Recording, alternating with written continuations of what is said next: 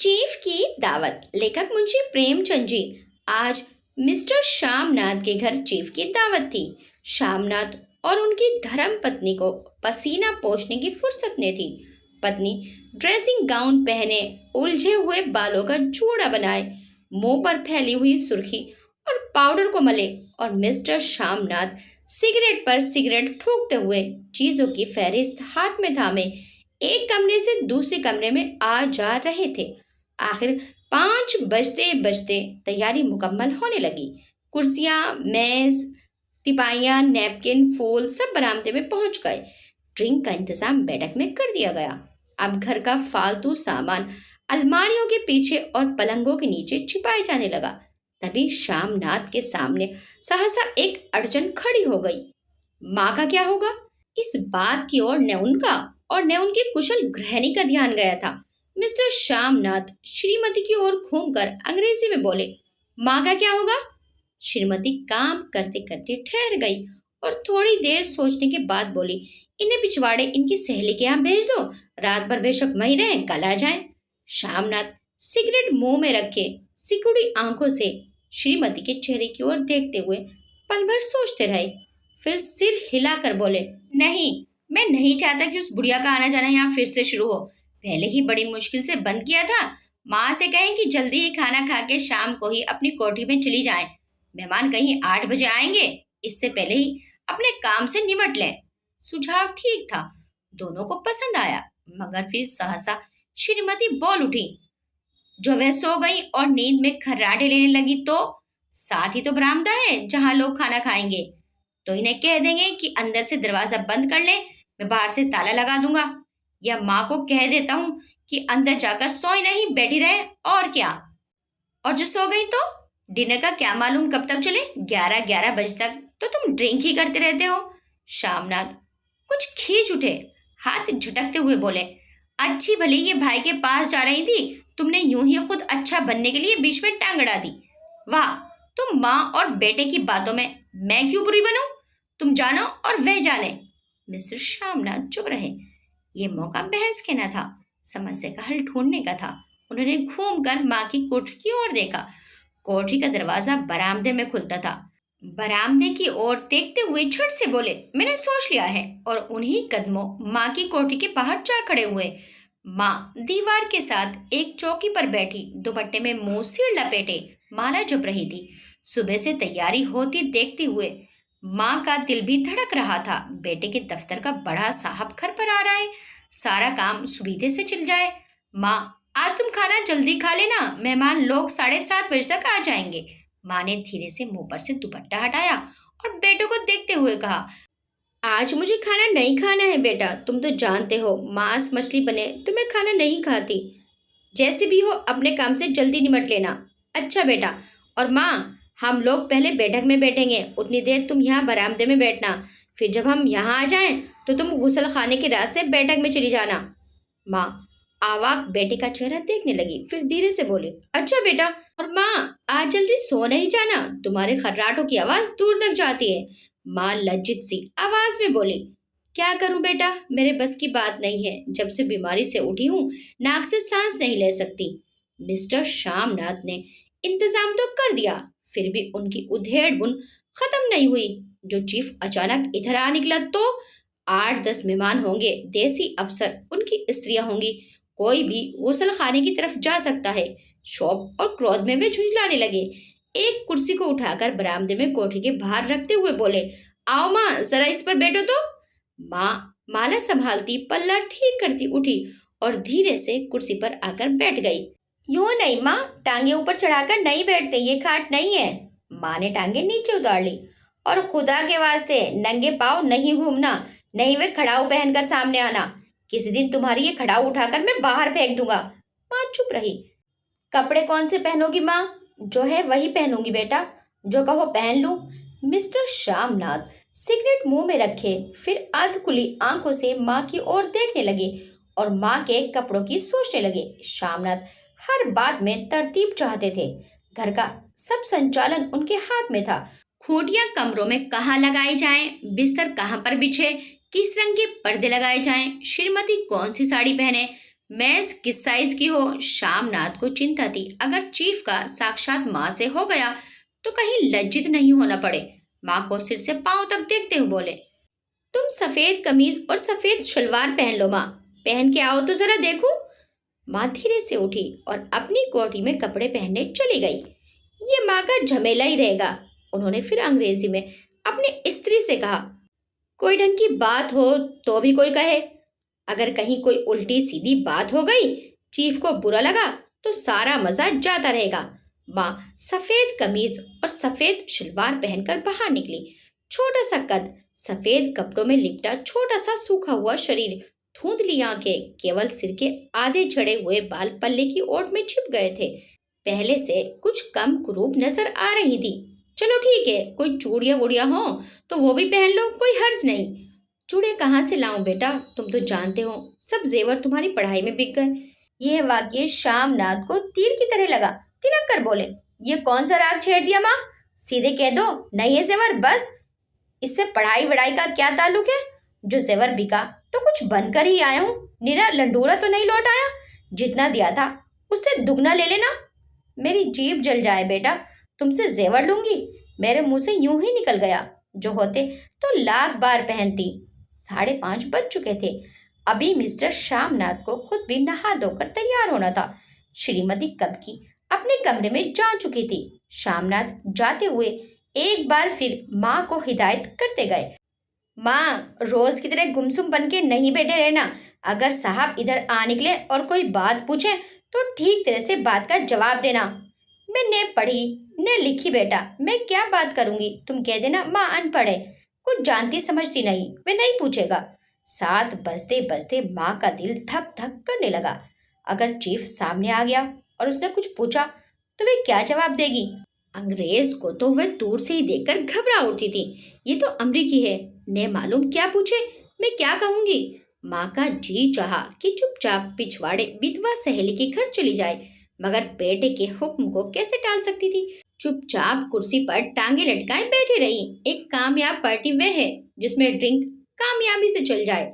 शामनाथ की पार्टी सफलता के शिखर चूमने लगी। वार्तालाप उसी रो में बह रहा था जिस रो में गिलास भरे जा रहे थे। कहीं कोई रुकावट नहीं थी, कोई अड़चन नहीं थी। साहब को विस्की पसंद आई थी, मैम साहब को पर्दे पसंद आए थे, सोफा कवर का डिजाइन सब पसंद आया था, कमरे की सजावट पसंद आई थी। इससे बढ़कर क्या चाहिए? साहब तो ड्रिंक के दूसरे दौर में ही चुटकुले और कहानियां कहने लग गए थे। दफ्तर में जितना रोब रखते थे, यहाँ पर उतने ही दोस्त परवर हो रहे थे। और उनकी स्त्री काला गाउन पहने, गले में सफेद मोतियों का हार, सेंट और पाउडर की महक से ओत प्रोत कमरे में बैठी सभी देसी स्त्रियों की आराधना का केंद्र बनी हुई थी। बात बात पर हंसती, बात बात पर सिर हिलाती और शामनाथ की स्त्री से तो ऐसे बात कर रही थी जैसे उनकी पुरानी सहेली हो। और इसी रो में पीते पिलाते 10:30 बज गए। वक्त गुजरते पता ही नहीं चला। आखिर सब लोग अपने अपने गिलासों में से आखिरी घूंट पीकर खाना खाने के लिए उठे और बैठक से बाहर निकले। आगे आगे शामनाथ रास्ता दिखाते हुए, पीछे पीछे चीफ और दूसरे मेहमान। बरामदे में पहुंचते ही शामनाथ सहसा ठिठक गए। जो दृश्य उन्होंने देखा उससे उनकी टांगे लड़खड़ा गई और क्षण भर में सारा नशा हिरन होने लगा। बरामदे में एन कोठरी के बाहर माँ अपनी कुर्सी पर ज्यों की त्यों बैठी थी, मगर दोनों पाँव कुर्सी की सीट पर रखे हुए और सिर दाएं से बाएं और बाएं से दाएं झूल रहा था और मुंह से लगातार गहरे खर्राटों की आवाज आ रही थी। जब सिर कुछ देर के लिए टेढ़ा होकर एक तरफ को थम जाता तो खर्राटे और भी गहरे उठते और फिर जब झटके से नींद टूटती तो सिर दाएं से बाएं झूलने लगता। पल्ला सिर पर से खिसक आया था और माँ के झरे हुए बाल आधे गंजे सिर पर अस्त व्यस्त बिखर रहे थे। देखते ही शामनाथ क्रुद्ध हो उठे। जी चाहा कि माँ को धक्का देकर उठा दे और उन्हें कोठरी में धकेल दे, मगर ऐसा करना संभव नहीं था। चीफ और बाकी मेहमान पास खड़े थे। माँ को देखते ही देसी अफसरों की कुछ स्त्रियां हंस दी और इतने में चीफ ने धीरे से कहा, पुअर डियर। माँ हड़बड़ाकर उठ बैठी। सामने खड़े इतने लोगों को देखकर ऐसी घबराई कि कुछ कहते न बना। झट से पल्ला सिर पर रखती हुई खड़ी हो गई और जमीन को देखने लगी। उनके पांव लड़खड़ाने लगे और हाथों की उंगलियां थर थर कांपने लगी।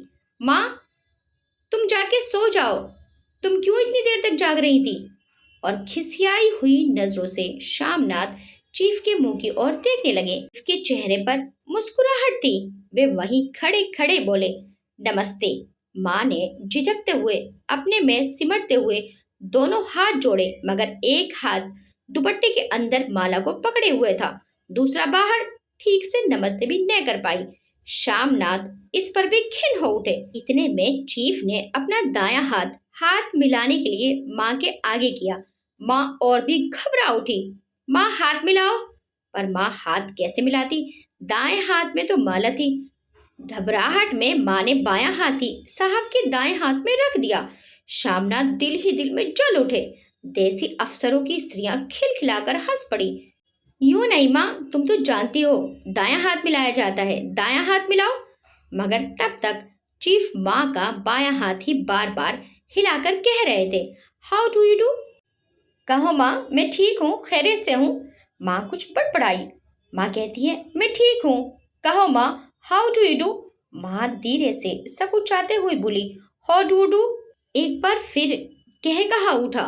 वातावरण हल्का होने लगा। साहब ने स्थिति संभाल ली थी। लोग हंसने चहकने लगे थे। शामनाथ के मन का क्षोभ भी कुछ कुछ कम होने लगा था। साहब अपने हाथ में माँ का हाथ अब भी पकड़े हुए थे और माँ सिकुड़ी जा रही थी। साहब के मुंह से शराब की बू आ रही थी। शामनाथ अंग्रेजी में बोले, मेरी माँ गांव की रहने वाली है, उम्र भर गांव में रही है, इसलिए आपसे लजाती है। साहब इस पर खुश नजर आए। बोले, सच? मुझे गांव के लोग बहुत पसंद है। तब तो तुम्हारी माँ गांव के गीत और नाच भी जानती होंगी। चीफ खुशी से सिर हिलाते हुए माँ को टकटकी बांधे देखने लगे। माँ, साहब कहते हैं कोई गाना सुनाओ, कोई पुराना गीत, तुम्हें तो याद ही होंगे। माँ धीरे से बोली, मैं क्या गाऊंगी बेटा, मैंने कब गाया है? वाह माँ, मेहमान का कहा भी कोई टालता है। साहब ने इतना रीझ से कहा है, नहीं गाओगी तो साहब बुरा मानेंगे। मैं क्या गाऊं बेटा, मुझे नहीं आता है। वाह, कोई बढ़िया टप्पे सुना दो, दो पत्तर अनारा दे। देसी अफसर और उनकी स्त्रियों ने इस सुझाव पर तालियां पीटी। माँ कभी दीन दृष्टि से बेटे के चेहरे को देखती, कभी पास खड़ी बहू के चेहरे को। इतने में बेटे ने गंभीर आदेश भरे लिहाज में कहा, माँ। इसके बाद हाँ या ना का सवाल ही न उठता था।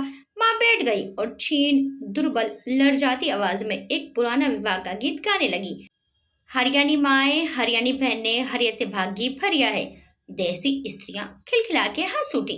तीन पंक्तियां गा के माँ चुप हो गई। बरामदा तालियों से गूंज उठा। साहब तालियां पीटना बंद ही नहीं करते थे। शामनाथ की खींच प्रसन्नता और गर्व में बदल उठी थी। माँ ने पार्टी में नया रंग भर दिया था।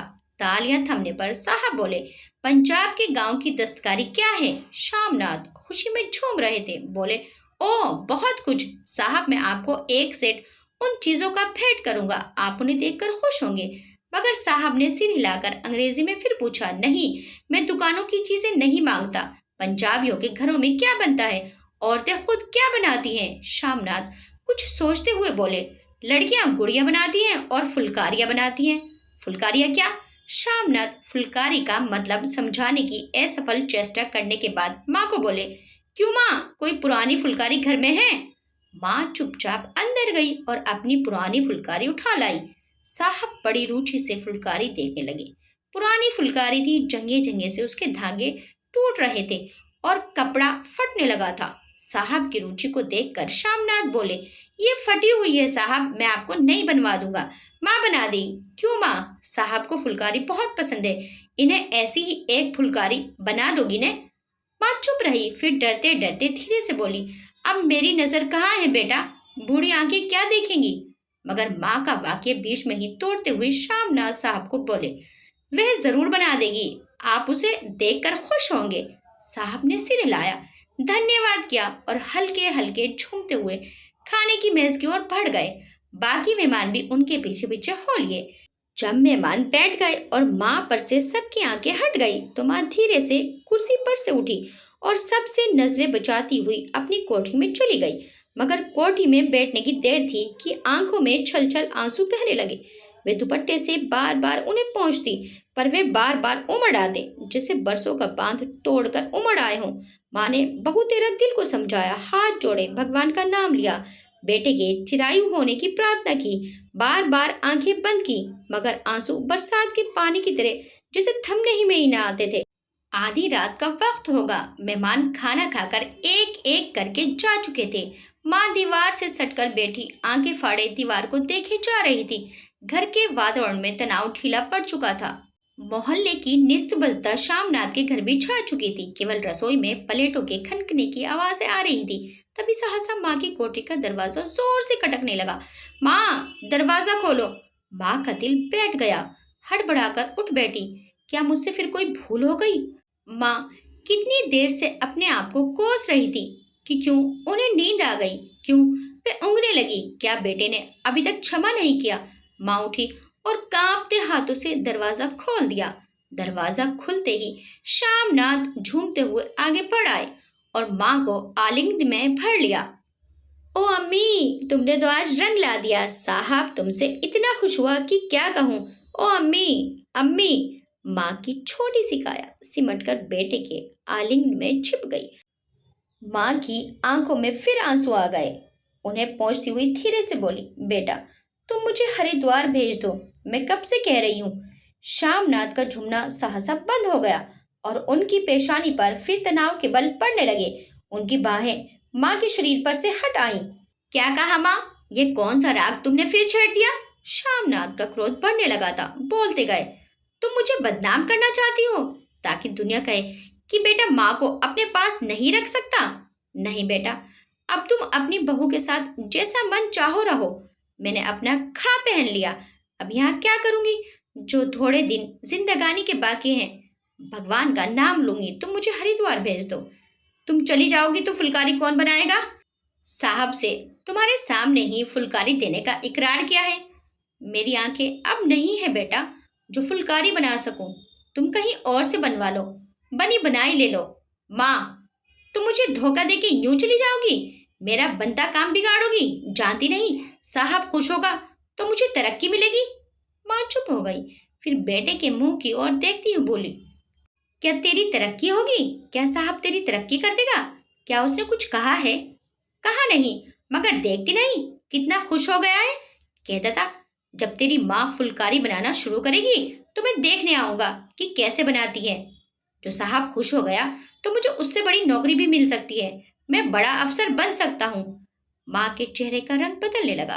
धीरे धीरे उनका छुर्रियों भरा मुंह खिलने लगा। आंखों में हल्की हल्की चमक आने लगी। तो तेरी तरक्की होगी बेटा, तरक्की यूं ही हो जाएगी। साहब को खुश रखूंगा तो कुछ करेगा, वरना उसकी खिदमत करने वाले और भी हैं।